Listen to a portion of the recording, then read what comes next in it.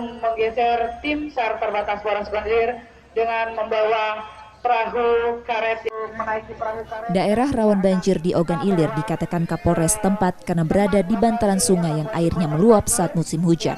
Berbagai antisipasi 304 personil dari Polri, TNI, BPBD, Satpol PP, petugas Dinas Kesehatan dan Pramuka disiagakan untuk antisipasi dampak bencana hidrometeorologi tersebut. Selain petugas, peralatan pendukung juga disiapkan termasuk alat dan obat kesehatan.